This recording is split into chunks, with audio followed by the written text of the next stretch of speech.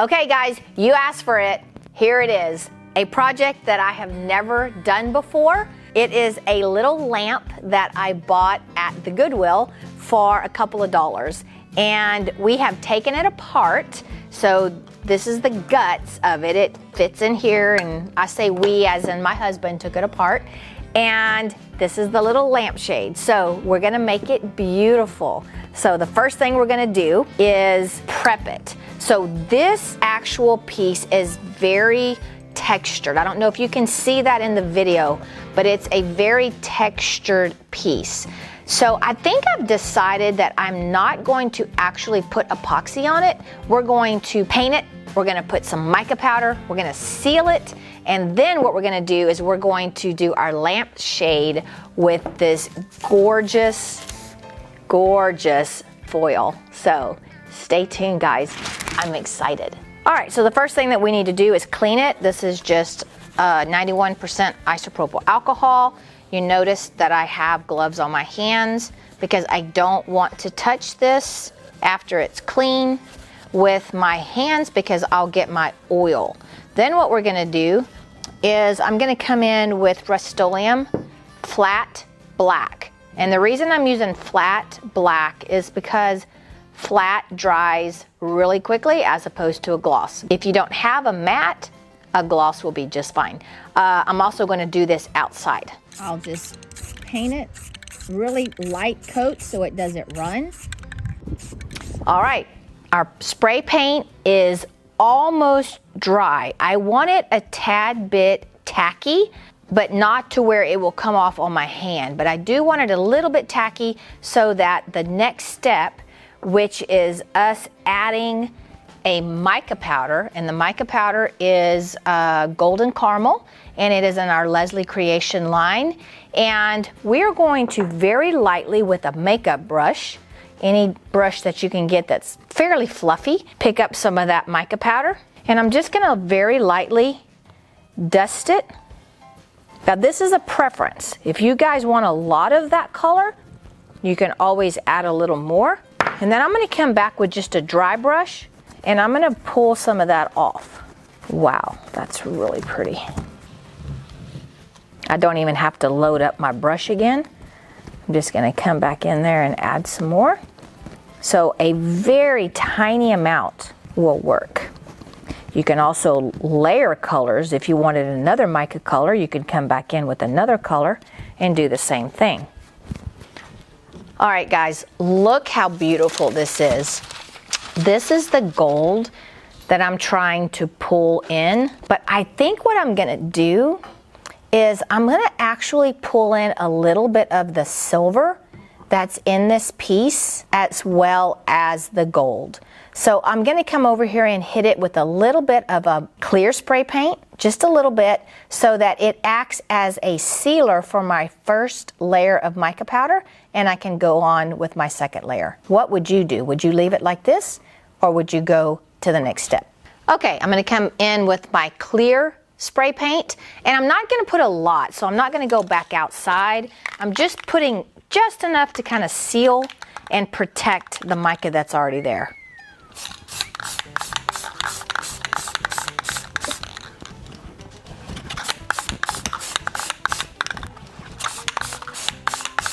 Okay, so what we're gonna do now is come in and just kind of highlight with a little bit of silver, and this is just our bright silver metallic. I'm gonna come in with a very tiny stencil brush. Any kind of brush will do, but this one's a little stiffer because I wanna be able to be a little more specific on where I want my powder.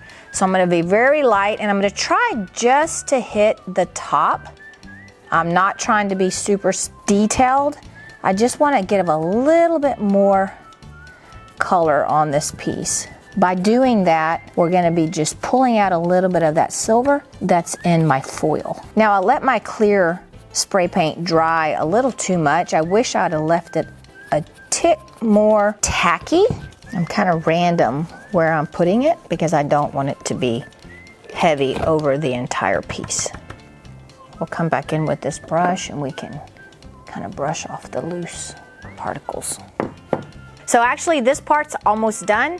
I'm gonna finish up again with about 3 thin coats of my gloss clear, and then we'll be moving on to the next step, which is the lampshade. Okay, so what we're gonna do now is apply a foil adhesive. I'm using Artsyville adhesive, my very favorite. I'll have it linked below. And I like the color of this shade. So if I didn't, I would paint it first and then apply the adhesive. But I do like it being white.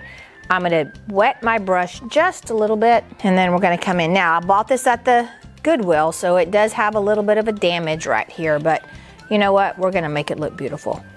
All right, so I'm just gonna come in, apply my adhesive. I don't wanna get it too thin. I want it to be a good full coverage. Now with this particular foil adhesive, I'm gonna need to let it dry for a good 45 minutes to an hour, and then we'll move to the next step.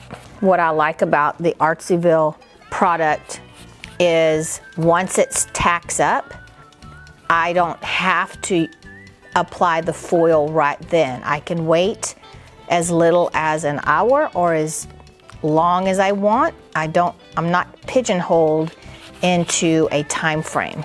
All right guys, look how pretty this turned out. Oh my gosh, I love it. It is stunning. And in real life, it kind of shimmers as you turn it. It has a chameleon effect. And look how well it matches. I love it. I'm so excited. Okay, all right, so let's go to the next step. The next step is we're gonna take our foil and we're gonna apply it to our shade. So our adhesive is dried to a tack. It's not dry. It'll never go beyond this tackiness unless we put something on it. Once we put the foil on it, there's no more sticky. All right, so here we go. All the foil is a design that is put on a carrier, all right? So this is the actual metallic or the actual foil, and it's just put on a clear piece of plastic. You'll see that when I go and pull the design off. All right, so I'm just gonna cut me a strip. Okay, so it's gonna be a little hard since I'm just one person here with this foil. But what I'm gonna do is I'm gonna kind of take the foil and I'm just going to lay it down. All right, now once I laid it down, I'm gonna pull my tape on one end and let that come up and touch. So as I roll it, now one thing I like about this is I can actually pick this up and readjust it as I go, kind of burp it, we call it. I'm gonna come in here with a rag. Now I don't want to go all the way to this hard line seam right here because I don't want to have a hard seam. So I'm going to leave about a ½ inch. And right now I'm just trying to get the foil to stick. I'm really not worried about how much is going to be released. I'm just trying to get some of the wrinkles out. Now I'm not worried about all of the wrinkles coming out. If there's wrinkles, that's okay. I can pull it up. I can burp it and lay it back down. All right, now that I have it secure, I'm gonna go into the edges because I did put adhesive on the inside of this lip. Wherever I have adhesive, I'm gonna have release of the foil. Now I'm gonna come in with my scrubber and I'm really gonna start scrubbing. So I really want a good release of this. Now what I'm not doing is scrubbing in a circle. I want to go back and forth so I don't scrub and bring in that circular motion in my design. All right, so we're gonna pull this up, the seam. You could also use a little toothbrush. I don't happen to have one, but a toothbrush would be great to use. Now see this little area right here where I missed? See that little line right there on the foil?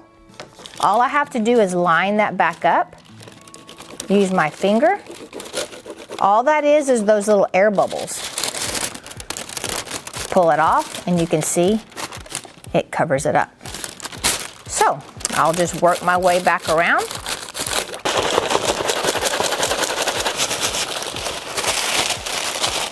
So let me show you what you can do.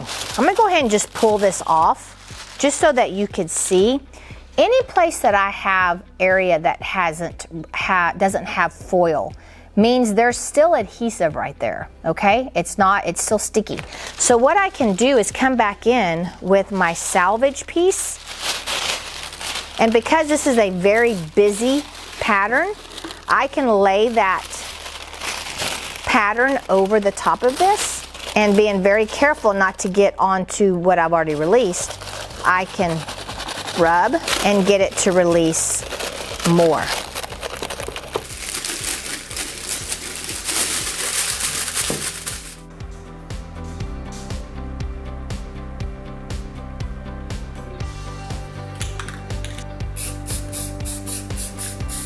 Okay guys, look, oh my gosh, I love it. Is this not the cutest little thing? So we let the spray paint dry overnight. Everything's good to go, everything's dry. Now, if you wanted to epoxy the base, you absolutely could. Just use a clear flood coat and you'd be good to go. Our shade was so easy. We just took our foil, sealed it with a little spray paint, and voila. How fun is this? There are so many things that you can foil.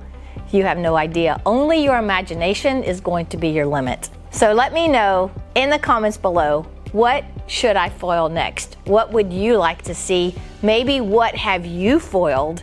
That might give me some really good ideas. So far, I've done my ceiling fan in my bedroom. I've done a shower, and we're working on another shower right now. I've done bar stools, I've done tumblers, tennis shoes, anything goes when it comes to foils. So you see, for just a couple of bucks, we turned this cute little lamp into something that's an eye catcher. If you're interested in doing something like this, check out artisticpaintingstudios.com. Use coupon code RK3 for a 10% discount. Also, check out Jennifer Ferguson's Facebook group, Foil Everything. It's a great place to get inspiration. For all your epoxy and mica powders, check out my website, RK3Designs.com, where we do free shipping on all orders over $100 and same-day shipping if you order before noon CST. We carry a full line of Stone Coat Countertop products. We also carry a full line of specialty colorants, including Just Resin, Color Passion, and Resin Art. So guys, I hope I inspired you a little bit to think outside of the box and create something really fun. And remember, don't be scared. Move forward and be creative.